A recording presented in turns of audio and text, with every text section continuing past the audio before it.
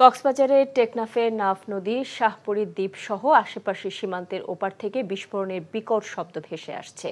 এতে আতঙ্কে রয়েছেন স্থানীয় বাসিন্দারা।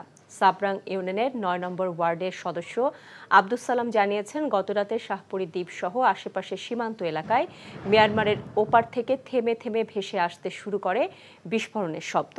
এতে সীমান্ত লাগোয়া শাহপরী দ্বীপ জেটিঘাট এলাকা সহ জালিয়াপাড়া, পশ্চিমপাড়া, উত্তরপাড়া ও আচারবনিয়ার আশেপাশের বসতঘর ও স্থাপনা কেঁপে ওঠে। সীমান্তের একেবারে কাছাকাছিতে বসবাসকারীদের অনেকে বাড়িঘর ছেড়ে দূরবর্তী স্বজনদের বাড়িতে আশ্রয় নেন।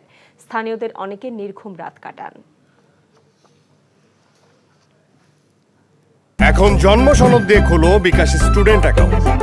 নিজের বিকাশ নিজে কর।